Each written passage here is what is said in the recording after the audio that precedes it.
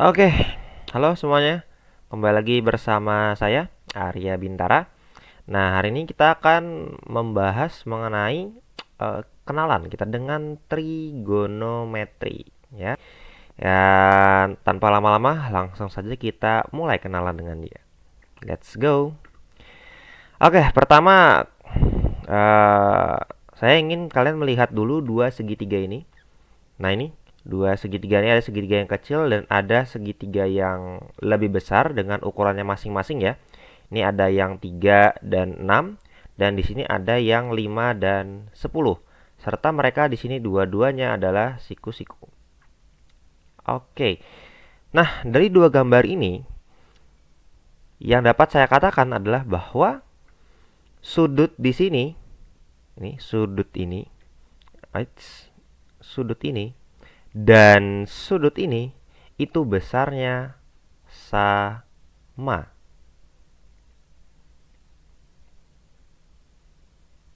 Oke, sama besarnya. Loh, tahu dari mana sama besarnya?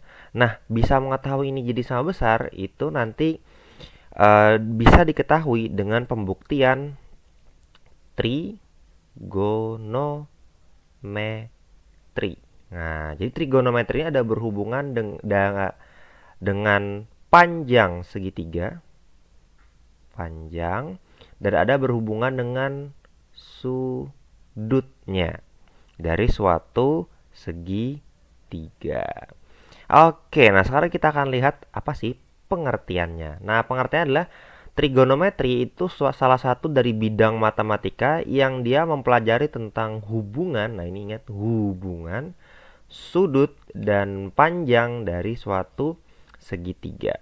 Nah, jadi bahasa trigonometri ini dari Yunani ya asalnya, yang mana dia rinciannya trigon. Nah, trigon ini artinya dia tiga sudut. Tri itu kan tiga ya. Gon itu jadi tiga sudut dan metron artinya mengukur gitu. Ukuran itu kayak panjang kayak tadi ya segitiga itu. Makanya dia trigonometri itu ilmu yang mempelajari hubungan antara sudut dan panjang segitiga. Nah, kegunaannya gimana sih? Sebenarnya kalau kita bicara masalah kegunaan ya, kalau dari yang paling sederhana itu kegunaannya bisa untuk mengukur lebar sungai, bisa gitu ya. Secara sederhana gitu ya. Ini mengukur saya sederhana gitu ya. Kemudian mengukur tinggi gunung itu juga bisa dalam penggunaan sederhananya. Dan beberapa ilmu-ilmu yang lain cukup banyak gitu ya, dalam kelistrikan dan lain sebagainya dia ada di grafiknya. Dan di sini kita akan melihat salah satu penggunaannya yaitu ini. Nah, ada yang tahu ini apa? Nih, tahu ada yang apa ini? Ya.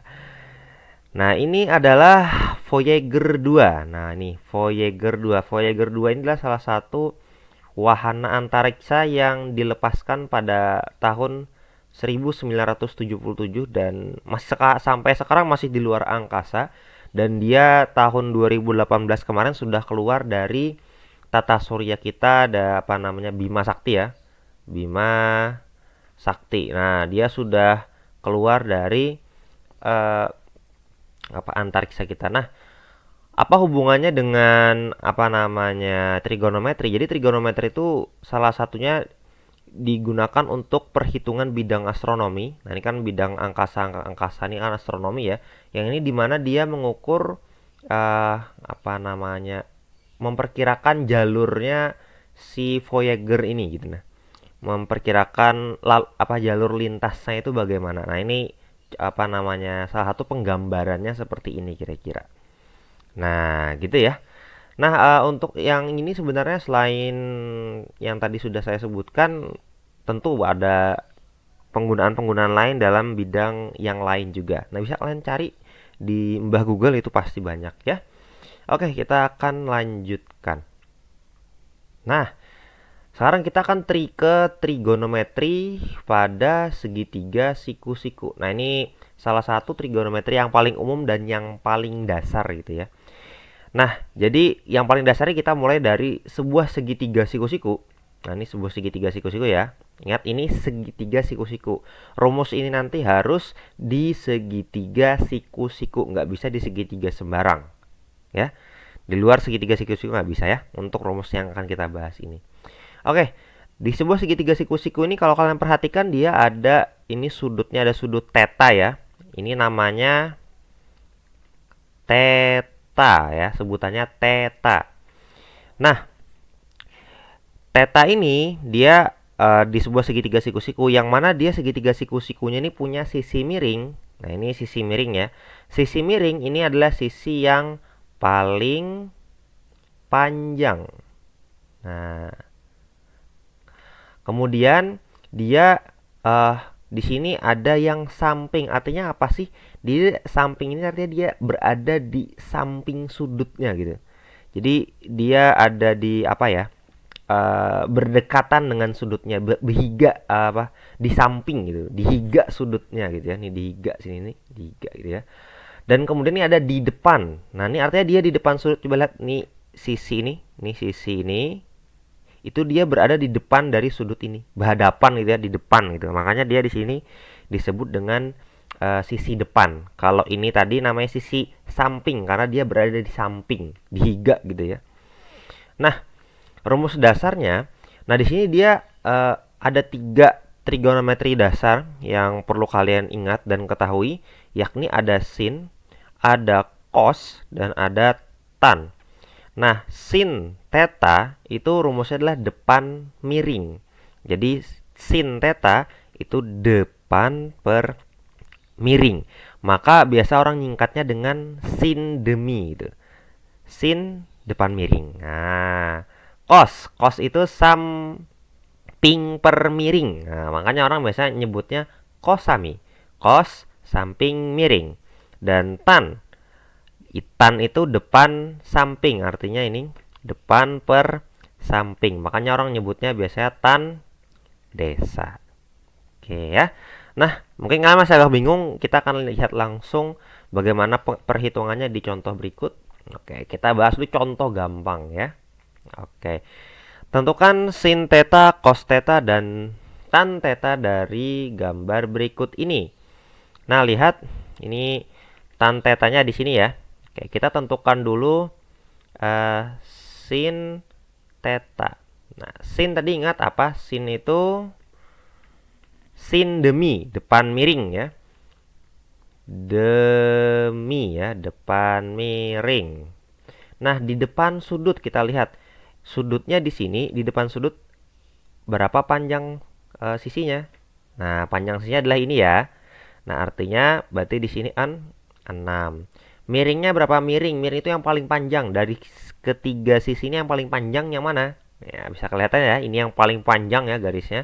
Dan ini adalah 10. Berarti ini dia 10. Nah, dapat nih jawabannya sudah 6/10. Kalau kita bisa sederhanakan, ini kita bagi dengan 2 ya. Jadinya 3/10 bagi 2, 5. Nah, artinya sin theta itu jawabannya 3/5. Lanjut, cos theta. Nah, cos theta, cos tadi adalah kosami. Nah, berarti kosami samping miring. Nah, samping sudutnya berapa? 6, 10 atau 8? Ya, jawabannya adalah 8. Berarti di sini dia adalah 8. Miringnya berapa tadi? Miringnya yang paling panjang. Ya, yang paling panjangnya adalah 10. Nah, 8/10 bisa dikecilkan nggak? Nah, 8 itu bagi 2 bisa ya, 4. 10 bagi 2 itu 5. Maka jawabannya adalah 4/5. Lanjut, kita tan theta. Nah, tan theta ini dia, kita lihat lagi tadi tan theta. Tan itu tan desa, berarti depan samping gitu ya. Nah, depan tadi yang mana depan? Nah, depan yang ini ya. Kita namanya aja depan nih, depan. Yang ini tadi apa? Samping. Yang tadi apa? Miring gitu ya. Ya. Nah, maka depannya itu adalah 6, sampingnya adalah 8. Nah, kalau kita kecilkan lagi, ini bagi 2 ya. Hasilnya 3/4. Oh, artinya tan tetanya adalah 3/4. Gimana? Gampang ya? Nggak gampang. Next, kita contoh berikutnya. Contoh yang sedang saja. Tentukan sin A, sin alfa, cos alfa, dan tan alfa dari gambar berikut. Nah, jadi kayak huruf A ini bacanya itu alfa. Nah, ini bahasa Yunani gitu ya. Oke, kita langsung saja. Nah, untuk menentukan sin alfa, cos alfa, dan tan alfa, kita tentukan dulu depan samping miringnya. Nah, di depannya alfa, di depannya ini ya, berarti sisi di depan sudut alfanya ini, berarti kita tandai dulu ini depan. Kemudian sebelah sini, ini yang berhimpitan dengan alfanya, ini samping ya. Nah, ini samping. Oke. Kemudian yang ini dia adalah miring. Kenapa miring? Karena dia yang paling panjang. Lihat dari semua sisi ini 3 buting, yang paling panjang adalah yang sebelah sini ya, yang miringnya. Nah,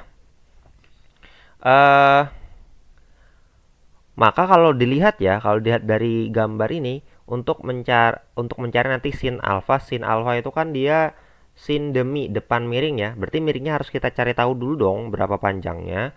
Nah, untuk mencari panjang miringnya, kita menggunakan teorema Pitagoras. Oke, kalau kalian mungkin mau tahu lebih mendalam, silahkan cari aja teorema Pitagoras di Google, banyak pembahasannya. Kita akan langsung saja ke rumusnya. Nah, teorema Pitagoras itu rumusnya adalah sisi miring kuadrat. Jadi miring itu dikuadratkan, miring di pangkat 2, miring kuadrat gitu ya. Itu sama dengan sisi yang lain di pangkat 2. Jadi sisi yang lain ini 5 dan 5 ya. Dipangkatkan 2, yang 5 sebelah sini juga dipangkatkan 2, dan ini kedua-duanya ditambah. Itu teorema Pitagoras. Nah, ini kita lanjutkan, miring kuadrat sama dengan 5 pangkat 2, itu sama dengan 25, ditambah 5 pangkat 2, 25. Miring kuadrat sama dengan 25 tambah 25. Jawabannya adalah 50. Maka miringnya itu sama dengan akar 50. Kenapa akar 50? Karena ini menghilangkan kuadratnya, maka berubah jadi akar. Nah, ini akar 50-nya bisa kita pecah ya. Ini menjadi akar 25 dikali dengan 2. Maka ini artinya adalah 5 akar 2. Nah, jadi miringnya kita dapatkan 5 akar 2. Nah, sekarang kita cari. Pertama dari sin alfa dulu. Sin demi tadi ya, ingat demi.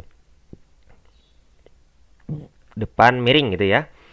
Depannya adalah ini depan sudut ya, 5. Berarti di sini 5 per miringnya tadi berapa? 5 akar 2. Nah, dapat nih 5 per 5 akar 2. Ini bisa kita sederhanakan nggak? Bisa ya. Ini 5, ini 5. Bisa kita bagi-bagi 5 ya. Maka hasilnya adalah 1 per akar 2. Nah, 1 per akar 2 ini biasanya yang di bagian bawah itu nggak bisa akar. Biasanya ya, kalau pilihan jawaban di soal-soal itu, bawah ini akar 2 ini kita kalau istilahnya rasionalkan. Nah, caranya adalah sama-sama dikalikan akar 2. Nah, 1 dikali akar 2 itu sama dengan akar 2 ya gitu ya. Akar 2 per akar 2 dikali akar 2 dapatnya 2. Maka sin alfa itu sama dengan akar 2 per 2. Kita next berikutnya cari cos alfa. Kosami tadi ya. Ingat samping per miring. Nah, sampingnya berapa? Sampingnya 5. Miringnya tadi berapa? 5 akar 2. Nah, maka kita sama nih ya. Coret-coret. Ini sama berarti nanti hasilnya juga sama nih ya. Akar 2 per 2. Oh ya, akar 2 per 2 ini juga bisa ditulis dengan 1 per 2 akar 2. Gini ya. Jadi kalau ada pilihan jawabannya mungkin 1 per 2 akar 2 itu jawabannya benar. Next, tan alfa. Nah, tan alfa, tan desa. Tadi depan per samping. Nah, depannya adalah 5. Sampingnya adalah 5. Nah, maka 5 dibagi 5 itu adalah 1. Jadi, bisa kita simpulkan deh ya. Hasilnya untuk sin alfanya adalah akar 2 per 2. Cos alfanya juga akar 2 per 2. Bisa ditulis dengan seperdua akar 2 boleh. Dan tannya adalah 1. Oke, gimana? Sedang ya? Sedang gitu ya. Ada tambahan teorema Pitagoras. Kalau kalian bingung dengan teorema Pitagoras, kalian bisa tonton video di YouTube. Itu banyak pembahasannya, kalian pelajari benar-benar ya. Karena itu nanti akan banyak sering keluar di soal. Dan kita ke contoh susah-susah gampang. Nah, ini susah-susah gampang ya. Oke, kita lihat soalnya contoh ketiga. Dalam sebuah segitiga A, B, C, siku-siku, diketahui sin A sama dengan 3 per 5. Nilai dari cos A adalah, nah, kita gambar dulu ya, mungkin segitiga siku-sikunya. Sketsakan aja, nggak usah bagus-bagus banget. Sorry. Ini kejelekan malahan. Oke. A, B, C aja ya. A, B, C. Nah, berarti siku-sikunya ke sini ya. Sin A 3 per 5. Berarti sin A. Kita bedah dari sin A-nya. Sin A sama dengan 3 per 5. Ingat sin tadi itu adalah depan per miring ya. It's depan per miring. Artinya 3 ini adalah depannya, 5 ini adalah miringnya. Berarti kalau kita gambar di sini, ini A-nya sudutnya sini ya. Ini sudutnya nih. Kita lainkan warna. Nah, ini sudutnya ini ya.